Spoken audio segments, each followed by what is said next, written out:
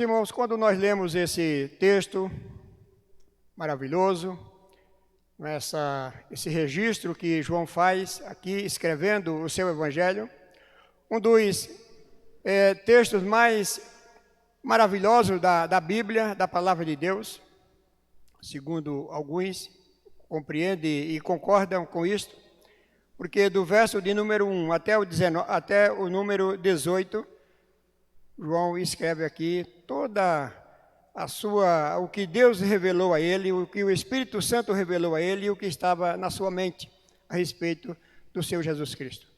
Então, esse Evangelho de João se destaca dos outros três, os sinóticos, porque João aqui omite alguns escritos que estão nos outros evangelhos e que João não escreveu. Por exemplo, ele é um evangelho diferente dos outros, por estes exemplos que nós vamos dar agora. Ele não registra a genealogia de Jesus, seu batismo, seu nascimento, porque ele era desde o princípio, sua tentação, ele é apresentado como o Cristo, o Senhor. Não está escrito também a expulsão de demônios e nem as suas parábolas. Mas João escreve algo que os outros evangelhos não têm, não foram escritos nos outros três. Por exemplo, a conversão de Cornélio, ou melhor, a conversão de Nicodemos, a da mulher samaritana, as declarações de Jesus que apontam para a sua divindade, como, por exemplo, o Eu Sou. Sua pregação no cenáculo, sua oração sacerdotal em João capítulo 17. Então, se destaca o Evangelho de João de uma forma diferente por estes e por muitos outros escritos que fazem a diferença. Mas então, pensando agora no texto, o que estava na mente de João ao escrever o seu Evangelho, com essas diferenças? Então, logo nós podemos perceber duas coisas importantes aqui. João escreveu o seu Evangelho para provar que Jesus era o Cristo, o Messias prometido para o seu povo, o povo de Israel. E o Filho de Deus prometido para os gentios. Este é o primeiro propósito. O segundo propósito era para que, como ele diz aqui, para os gentios, tenham em mente também levar os seus leitores a crer em Jesus Cristo. E crendo, tenhais, como diz o capítulo 20, verso 31, vida em seu nome. Então, esses são os dois propósitos principais que o Espírito Santo iluminou a João para que ele escrevesse o seu Evangelho. Primeiro, para provar que Jesus Cristo é o Messias prometido para o seu povo e o Filho de Deus para os gentios, para que tanto os judeus como os gentios, ao ouvir esta palavra, ao ouvir a respeito dos seus escritos, cresça em Jesus Cristo e tenha vida no seu nome. Portanto, continuando aqui, o Evangelho de João é um argumento convincente da divindade de Jesus Cristo, como o Verbo de Deus, o Criador do universo, como o unigênito do Pai. Vejam comigo, acompanhem mais uma vez o verso 1 e 2. No princípio era o Verbo estava com Deus e o Verbo era Deus. Ele estava no princípio com Deus. Então veja que João traz justamente isto.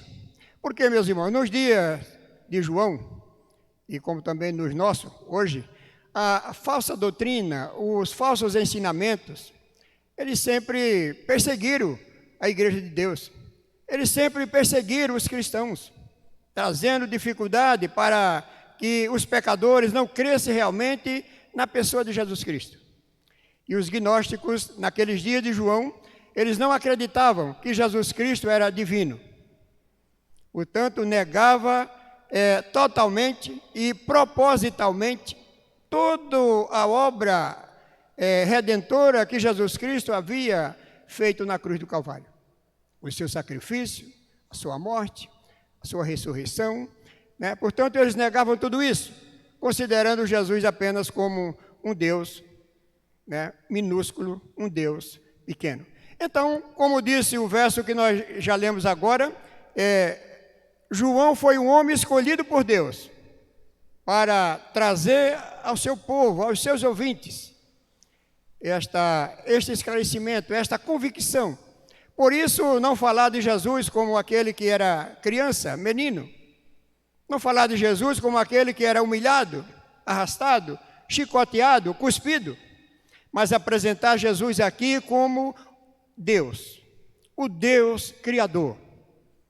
O Deus Criador de todas as coisas, né? Para que tanto os judeus, como já falamos, como os gentios, ouvindo este evangelho de João, pudesse crer realmente na pessoa do Senhor Jesus e receber a vida em seu nome.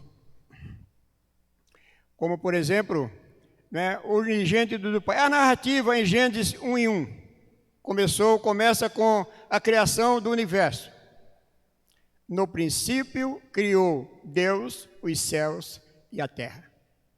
Continua a criação também, após o universo, a criação do homem, como está em Gênesis 1:27. Criou Deus, pois, o homem à sua imagem. A imagem de Deus os criou. Homem e mulher os criou.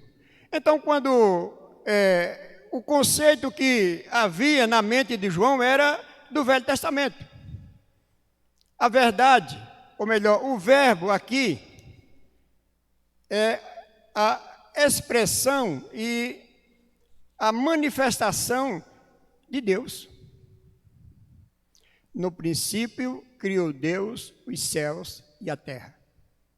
No princípio o verbo estava com Deus, e o verbo era Deus. E o verbo estava com Deus. Então é isso que está na mente de João, apresentar Jesus Cristo como Deus, como Criador, como unigênito do Pai, como aquele que tem todo o poder. Então esta expressão, o verbo estava com Deus, é a manifestação de Deus. Por exemplo, observe aqui no capítulo que nós já lemos aqui, o último versículo do texto que nós lemos, o verso 14. O verbo se fez carne e habitou entre nós, cheio de graça e de verdade. O versículo de número 18.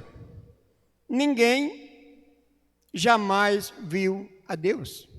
O Deus unigênito que está no seio do Pai é quem o revelou.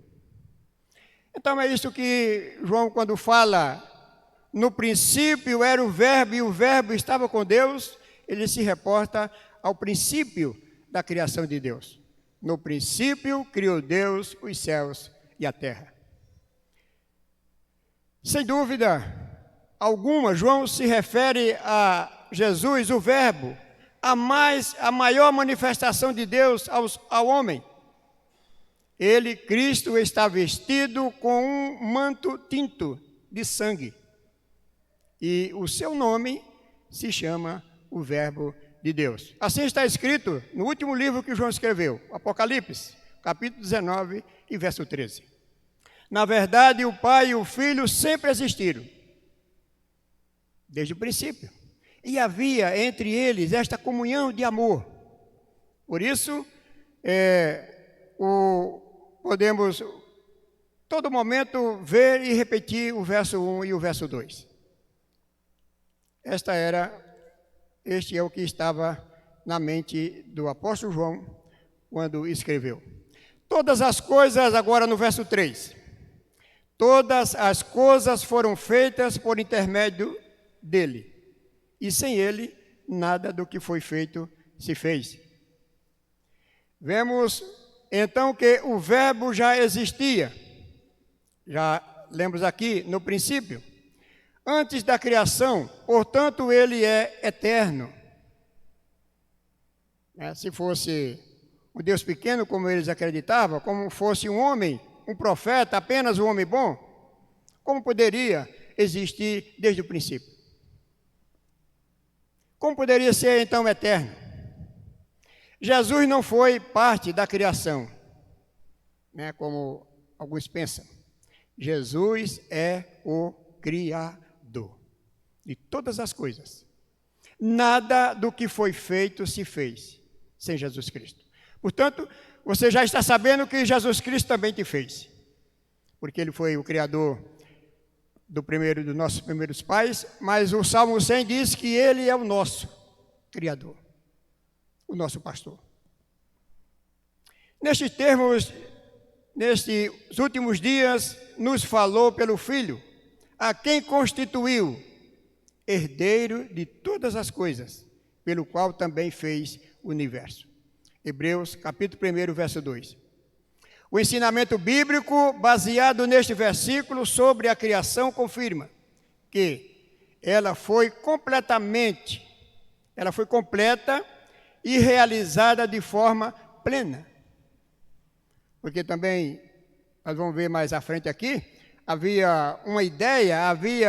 não uma ideia, mas um ensinamento herético, uma falsa doutrina, de que havia muitos anjos criadores. E Jesus Cristo era um deles. Então, por isso, quando nós refletimos e pensamos no que o Espírito Santo colocou na mente de João, para que eles crescem e nós também pudéssemos crer fielmente que Jesus Cristo é Deus, que a criação foi criada de forma plena, não falha, nunca falhou e não falta nada. Deus não está criando a cada dia alguma coisa. Deus criou tudo e criou plenamente, em sua plenitude e para sempre. E a carta aos Hebreus diz que Ele criou e sustenta todas as coisas pela palavra do seu poder. Nele foram criadas todas as coisas, como já vimos. Materiais ou imateriais, visíveis ou invisíveis. Mas a glória, meus amados irmãos e meus ouvintes, a glória da terra, dos céus, do sol, da lua e das estrelas, não pode ser comparada à da nova criação de Cristo. Então Ele é o Criador de todas as coisas, criou tudo no princípio, tudo foi criado por Ele, mas o apóstolo Paulo, escrevendo a sua segunda carta aos Coríntios, ele diz: e assim, se alguém está em Cristo, nova criatura é. Então veja que concorda plenamente com o capítulo 20, o verso 31. Todos os sinais, todos os milagres que Jesus realizou, João disse, não é possível que fosse escrito tudo apenas em um livro. Ele chegou a dizer, eu creio que o mundo inteiro não caberia se fosse registrado todos os sinais e maravilhas que Jesus operou e realizou. Mas estes foram escritos para que creiais que Ele é o Filho de Deus e, crendo, tenhas vida em seu nome. Esse é o propósito. Então, a glória nenhuma substituirá o que realmente o apóstolo João diz. Mas eu queria compartilhar com meus irmãos Colossenses capítulo 1 e o verso de número 16. Se você puder acompanhar na sua Bíblia, acompanhe comigo. Pois nele foram criadas todas as coisas, nos céus e sobre a terra, as visíveis e as invisíveis, sejam tronos, sejam soberanias, quer principados, quer potestades. Tudo foi criado por meio dele e para ele. Ele é antes de todas as coisas, nele tudo subsiste. Ele é a cabeça do corpo da igreja. Ele é o princípio, o primogênito de entre os mortos, em todas as coisas ter a primazia. E quando nós lemos aqui, voltando para João, no capítulo 1 e o verso 30, olhe comigo, por favor. É este a favor de quem eu disse, após mim vem um varão, que é mais poderoso do que eu. e ele tem a primazia. É isso que Paulo está, quando escreve aos Colossenses, ele diz: em Cristo foram criadas todas as coisas, e Deus deu ele à igreja para que ele tenha a primazia sobre todas as coisas. E é por isso que é um privilégio para o crente, para o homem de Deus, né, ter Jesus como o seu Senhor e Salvador. Chegamos agora ao verso de número 4 e 5 do primeiro capítulo do texto que nós lemos. É claro, né, que nós não vamos poder, né, nem temos tempo de fazer uma análise em todos os versículos que foram lidos. Mas dentro deles, destes versículos, nós lemos, tirarmos estas lições e refletir naquilo que o apóstolo João escreveu para a sua igreja, para a igreja de Cristo, melhor dizendo. O verso 4 e 5. A vida estava nele. E a vida estava nele, e a vida era a luz dos homens. A luz resplandece nas trevas, e as trevas não prevaleceram contra ela. Essas trevas aqui, meus amados, é as pessoas, né, que não têm Cristo, que vivem na escuridão, vivem na ignorância, vivem na rebeldia contra Deus, contra o seu plano de salvação. Como o Senhor Jesus disse, nós vamos ler daqui a pouco, quem anda nas trevas não sabe para onde vai. O salmista diz que os ímpios, aqueles que não têm Deus, eles tropeçam, eles nem sabem que tropeçam. Eles estão tropeçando, mas eles não percebem. Eles não veem, porque não tem luz resplandecente nos seus olhos, no seu coração. Então, esta luz que está no verso 4, ela se encontra ou se origina em Jesus Cristo. Por exemplo, né, capítulo 14, verso 6. Eu sou o caminho, a verdade e a vida. Né? Ela é eterna e divina e consiste na comunhão com Deus. Né? Essa luz, ela reflete naqueles que têm comunhão com o Pai e com o Filho, como escreve João na sua epístola, lá na frente. Ele diz, e a nossa comunhão é com o Pai e com o seu Filho Jesus Cristo. E nós vos escrevemos para que a sua comunhão também seja essa. Tenha comunhão com Deus, com o Filho de Deus. E concorda plenamente no capítulo 17, o verso 3 do Evangelho que João escreveu. A vida eterna é esta, que te conheçam a ti, por único Deus verdadeiro, e a Jesus Cristo, aquele que tu enviaste. Então esta vida é uma comunhão, ela se revela em Cristo, porque ela é eterna. O homem depende, meus amados, de Deus para viver, porque Cristo revela ao homem tanto Deus como o pecado. Um dia, ouvimos um pregador dizendo que quando a Bíblia diz, mostra o pecado do homem, mostra que ele está perdido no seu pecado, esta é a mensagem mais amorosa de Deus para o homem.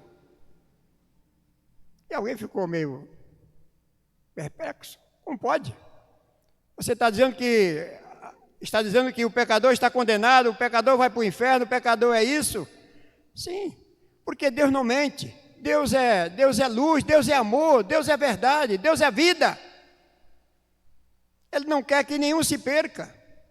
Então esta vida, esta luz, ela é uma comunhão com o Pai, com o Filho, e revelada em Jesus Cristo. Mas também se revela em Deus mostrar o pecado do homem. No Salmo 36, vamos voltar um pouquinho aqui para o Antigo Testamento. E no Salmo 36, especialmente o verso 9, mas eu quero ler também o verso 7, e depois o 12. Então vejam, o verso de número 7.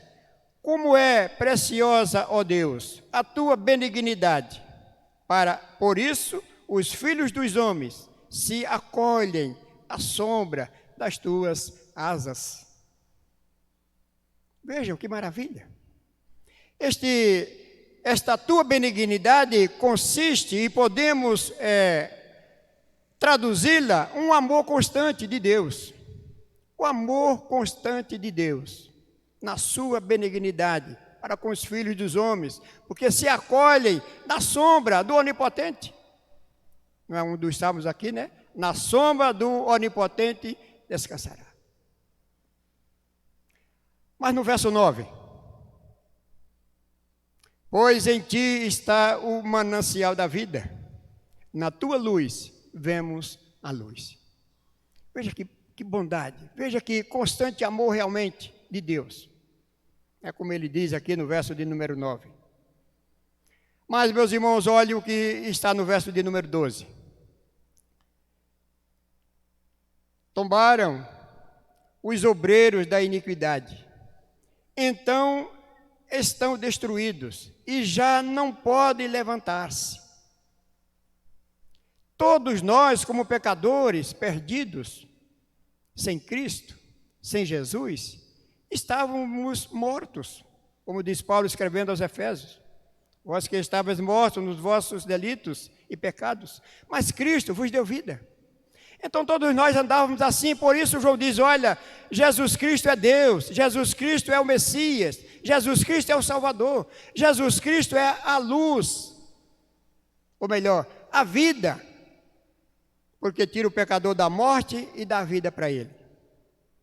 Mas os obreiros da iniquidade, os pecadores, os zombadores, os ímpios, não são três classes de pessoas, meus irmãos, é uma classe só. Apenas os atos deles é que é diferente.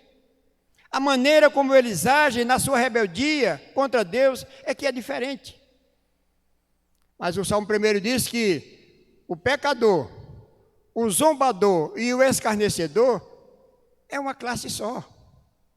E todos eles são como a palha que o vento dispersa. Nós fizemos essa reflexão na Vila Santana, e depois o irmão Lico disse, você já pensou que quando fala da palha porque está morta, o vento leva para qualquer lugar, mas o grão tem vida? É assim que é o pecador. Mas aqueles que amam a palavra de Deus, aqueles que meditam na lei do Senhor, de dia e de noite, que têm prazer nela, aqueles que são as suas raízes plantadas nas correntes de água, que dão o seu fruto no tempo certo, esses são os justos. São justos, que amam a Deus, que concordam com essa mensagem, com o Evangelho de João. Continuando aqui, meus irmãos, verso de número 5. Vamos voltar aqui para João. E o verso de número 5. A luz resplandece nas trevas e as trevas não prevalecerão contra ela. Eu comecei a falar aqui que trevas aqui significa os pecadores, que não têm Cristo, não têm luz, estão mortos. Mas também essas trevas, que são aqueles que trazem a falsa doutrina, o impedimento, o falso ensino, para que confunda a mente das pessoas, elas não podem prevalecer. Porque quando a luz chega, não há trevas. O salmista diz que a luz e as trevas para Deus são a mesma coisa. Apenas as trevas é a falta de luz. Aqueles que estão nas trevas andam sem Jesus Cristo. É isso que João fala aqui. É uma manifestação resplandecente da vida.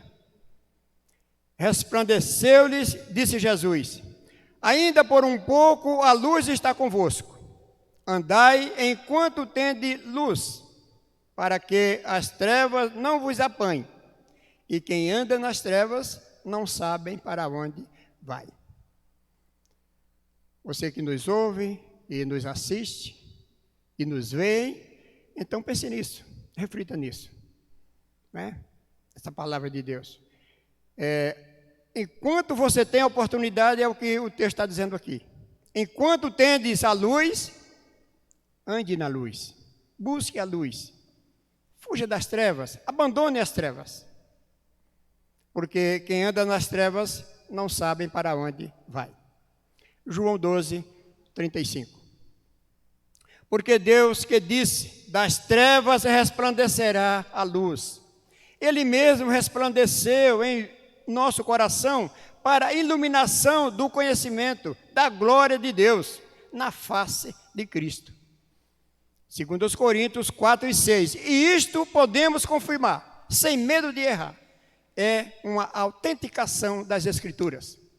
Das trevas resplandecerá a luz. E foi Deus quem disse. E foi Deus quem disse. É uma autenticação das Sagradas Escrituras, meus irmãos. João apresenta algumas testemunhas aqui. Vejam que vamos só recordar um pouquinho.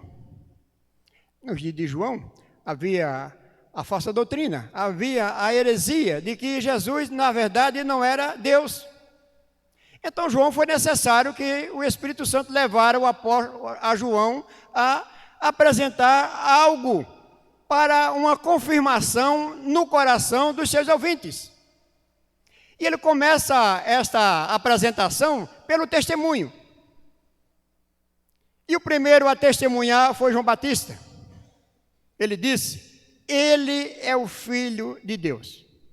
E se a gente voltar aqui um pouquinho para o verso, como já falamos aqui, o verso 30, né, como ele disse, ele tem a primazia, ele é antes de mim.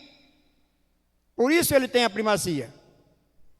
Então ele disse, ele é o Filho de Deus. Está aqui no verso de número 34, 1:34. Pedro, é como que alguém estivesse perguntando assim, ô João Batista, vem cá, fala para nós aqui, fala para os nossos ouvintes aqui, quem é Jesus Cristo? Aí João disse, ele é o Filho de Deus, ele é o Cordeiro de Deus, ele é o que tira pecado do mundo, ele é antes de mim, por isso tem ele a primazia.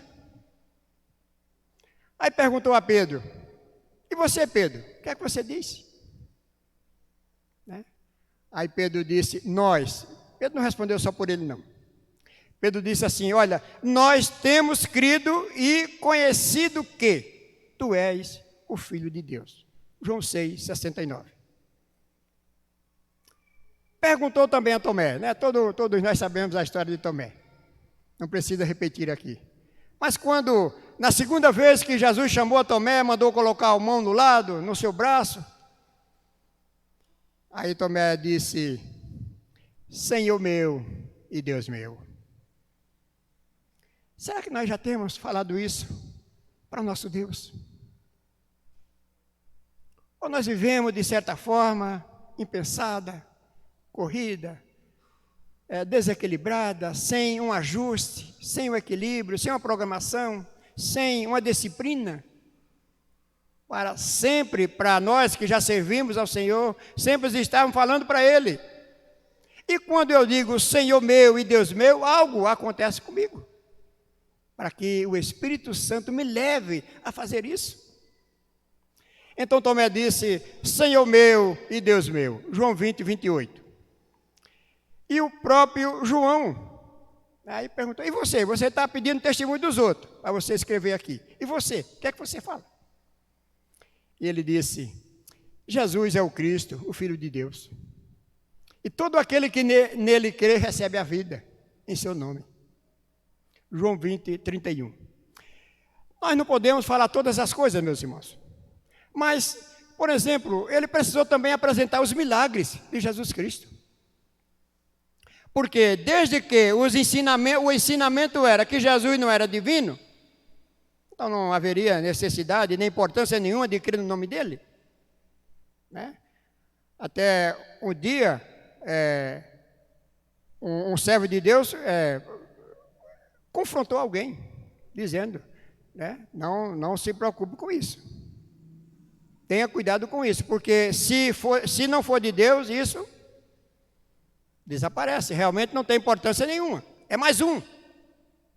Mas se for de Deus, ninguém tira, ninguém destrói, ninguém faz parar, ninguém impede. Então, João precisou apresentar alguns milagres de Jesus Cristo, mas nós só fizemos referência aqui à ressurreição de Lázaro.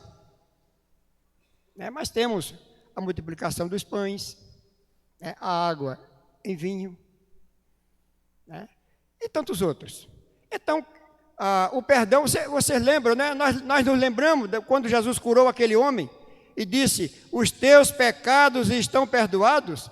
Logo, os fariseus e os saduceus se levantaram e disseram: isso é blasfêmia. Quem pode perdoar pecado senão Deus? Dá para fazer uma sintonia aí? Então, mesmo inconsciente ou na ignorância ou propositalmente, ele disse que Jesus era Deus. Então, João precisou apresentar esses milagres para comprovar que a ressurreição de Lázaro, a multiplicação dos pães e tantas outras obras maravilhosas que Jesus realizou, o homem não podia realizar, só podia realizar Deus. E como Jesus realizou, então ele é confirmadamente Deus. Também apresentada aqui a ressurreição, por exemplo, a ressurreição de Lázaro, porque ele disse, quando ele disse: eu sou. Então eu sou o pão da vida, eu sou a videira verdadeira, ninguém pode fazer nada sem mim nada podeis fazer. Eu sou o caminho, a verdade e a vida. Eu sou o pão que desceu do céu, que dá vida aos homens. Quem pode dizer isso, se não for Deus?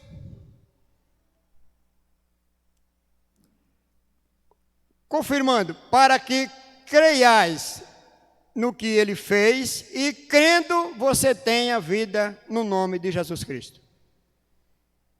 Mas caminhando aqui para os dois últimos versículos, o 12 e o 13. Verso 12. Mas a todos quanto o receberam, deu-lhes o poder de serem feitos filhos de Deus, a saber, aos que creem em seu nome. Crer em seu nome, esta frase aqui, esse termo, neste versículo aqui, não se refere à maneira como Jesus é chamado. Veja se você entende isso.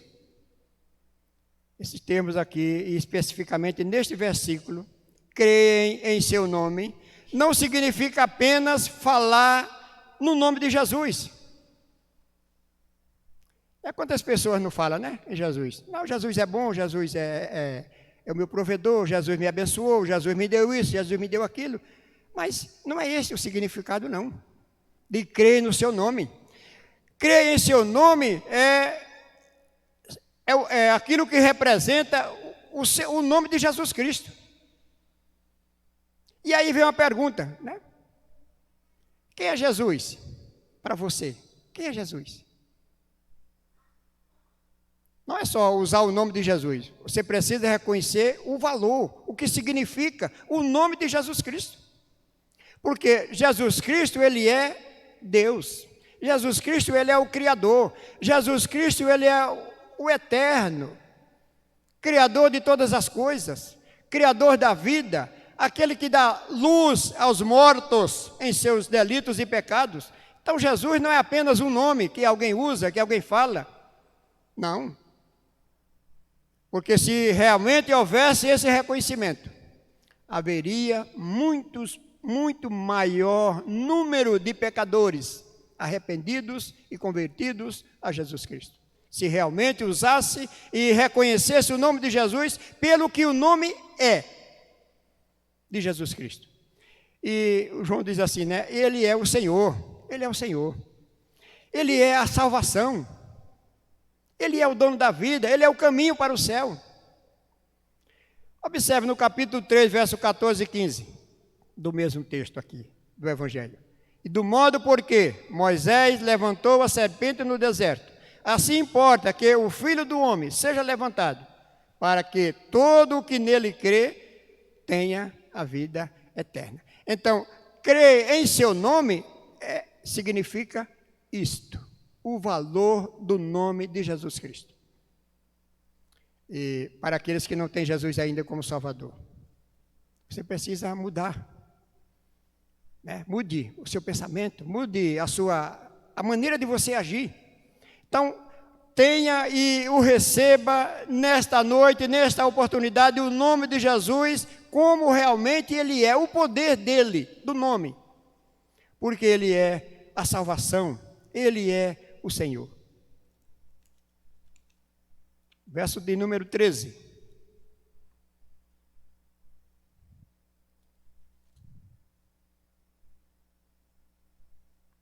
Os quais não nasceram do sangue, nem da vontade da carne, nem da vontade do homem, mas de Deus. O Salmo 51 fala, e o verso 5, que nós fomos gerados na iniquidade, pelo pecado. Então é diferente deste nascimento, deste novo nascimento. Porque o novo nascimento é uma obra feita somente por Deus. Ninguém pode, para herdar o céu, nascer de si próprio. Vê se você recorda comigo. O que o Senhor Jesus disse a Nicodemos? Nicodemos, não te admires de eu te dizer, importa você nascer de novo. E quando diz nascer de novo, por que nascer de novo? Ora, Nicodemos já havia nascido. Nicodemos já era velho. Então veja que é uma compreensão maravilhosa. Necessário, eu digo a você que necessário é você nascer de novo. Agora, nascer de novo como? E aí que vem a perfeita compreensão. Para que alguém que não tem Jesus Cristo ainda o receba Ele como Senhor e Salvador. Então ele diz aqui, o novo nascimento é uma obra feita somente por Deus. É um dom que recebemos gratuitamente. As obras, a religião cobra, a religião explora. As obras são penosas, os sacrifícios são penosos. Mas esse dom de Deus é gratuito para aquele que crê. Veja comigo, João capítulo 4, verso de número 10. Replicou-lhe Jesus, se conheceras o dom de Deus. O problema é que ninguém conhece, ou não procura conhecer. Quem é Deus? Quem é Jesus? Então ele disse para a mulher samaritana, se você conhecesse o dom de Deus, se você conhecesse aquele que te pede, que te diz assim, que te pede, o que Jesus pediu? Dá-me de beber. Se você conhecer o dom de Deus, se você conhecesse aquele que te pede, que diz assim, dá-me água. Veja o que Jesus fala no verso de número 14. Aquele, porém, que beber da água que eu lhe der, nunca mais terá sede. Pelo contrário, a água que eu lhe der será nele uma fonte a jorrar para a vida eterna. Todo o propósito do Evangelho é a vida eterna, para o que crê. Nestes 21 capítulos que compõem o Evangelho de João, todo o capítulo fala da divindade de Jesus Cristo. Observe isso. Em todos estes 21 capítulos do Evangelho de João, todos eles falam da divindade de Jesus Cristo. Aqui, naturalmente, não temos a palavra fé, arrependimento e tantas outras. Mas o que permeia todos esses 21 capítulos de João é a palavra crer. Crer. Crer. E está escrito aqui aproximadamente ou quase 100 vezes, só neste Evangelho de João.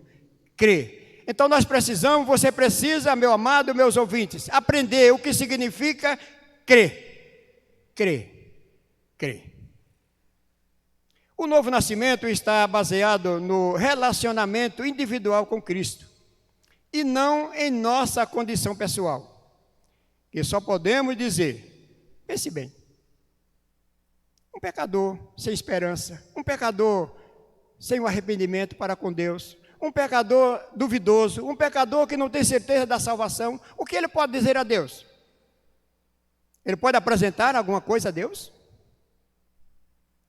É isso que João fala.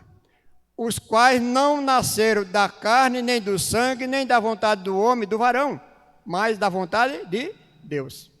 Porque o homem é propenso e ele está em sua própria natureza disposto a sempre oferecer a Deus alguma coisa, sempre se justificar diante de Deus por alguma coisa que fez.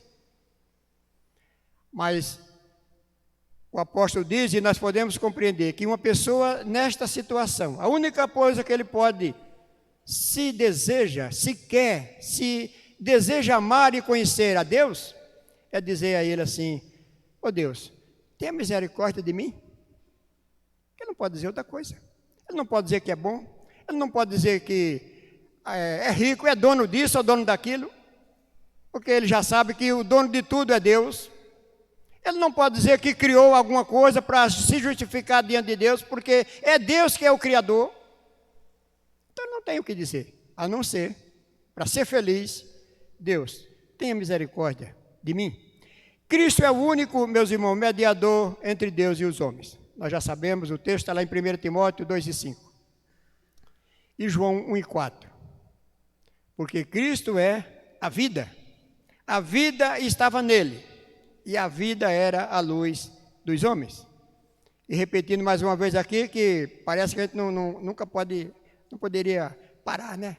Todo momento. Eu sou o caminho, eu sou a verdade, eu sou a vida. Ninguém vem ao Pai senão por mim. Ninguém vem ao Pai pelas obras, ninguém vem ao Pai pela religião, ninguém vem ao Pai por uma posição que ele exerce ou alcança de poder, que exerce com autoridade ou de qualquer forma. Mas só chegará a Deus por Jesus Cristo. Então precisa realmente reconhecer o que significa crer. E concluindo, há uma pergunta. Aquele que crê nele nascem de Deus, pois recebem a vida espiritual, a vida eterna. E nós colocamos aqui 3 perguntas para o nosso encerramento aqui. Qual é a sua decisão por Cristo? Primeira pergunta, você vai continuar negando, rejeitando as obras de Cristo? Sua criação, sua morte, ressurreição, sua própria vida, dada na cruz do Calvário em o seu lugar. Qual é a sua decisão por Jesus Cristo? A pergunta primeira era, quem é Jesus? E a resposta foi, Jesus é Deus, é o unigênito do Pai, é o Messias, é o Criador de todas as coisas, é o sustentador de todas as coisas, é a luz, é a vida. Mas então a primeira pergunta é, vai continuar negando? Você vê as obras de Deus, você vê a bênção que você recebe de Deus, você vê o que Jesus sofreu, foi naquela cruz por você, e você não reconhece isso? O que está acontecendo? A nossa oração a Deus é que mude de decisão. Segunda, vai continuar tentando se salvar por você mesmo? É isso que você vai continuar a fazer? Tentar se salvar por você mesmo? Tentar se salvar pela sua religião? Como alguém diz, né? Na minha religião eu nasci, nela morro. Você vai se salvar por ela? Você vai se salvar pelas suas obras? Efésios 2:9 diz, não pelas obras, para que ninguém se glorie.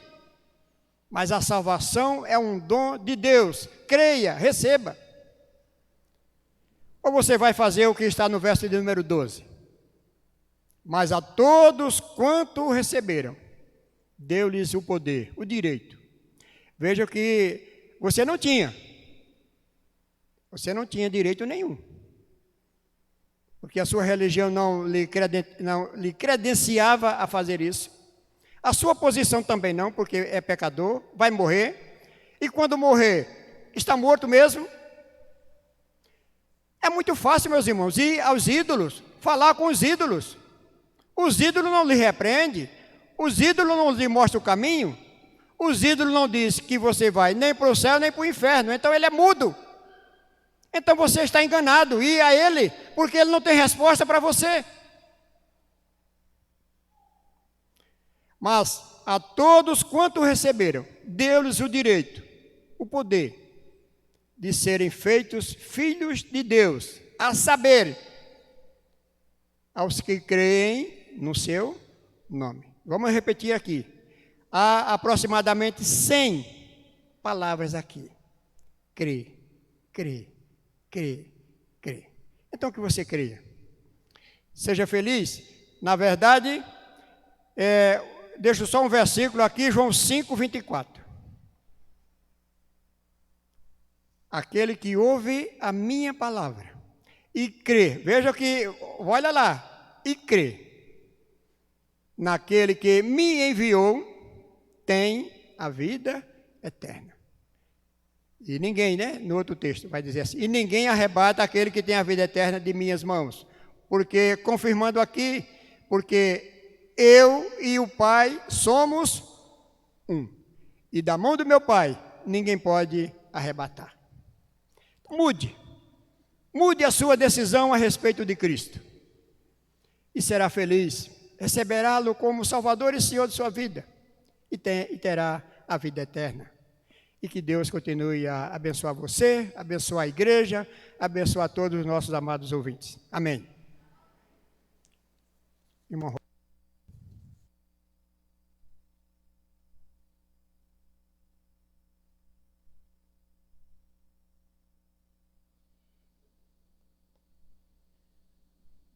Irmãos,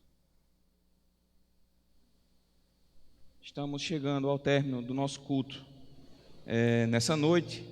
Mais uma vez queremos deixar a nossa palavra de gratidão ao nosso Deus e a todos quantos acompanharam o nosso culto nessa noite. E como diz o versículo 12 do texto que foi lido, mas a todos quantos o receberam, deu-lhes o poder de serem feitos filhos de Deus, a saber, aos que creem no seu nome. Então, o nosso desejo, a nossa oração é que você que ainda não tem o Senhor Jesus como Salvador de suas vidas, que você possa crer enquanto a porta da oportunidade ainda está aberta, para que você possa ter vida eterna e abundante em Cristo Jesus. Vamos cantar o hino de número 246 do nosso Salmos e Hinos. O irmão Guilherme estará na direção do cântico do hino. Após o cântico, convidamos o diácono Mensalas para estar orando e após a oração todos estaremos cantando o tríplice amém. 246, convido a igreja a se colocar em pé.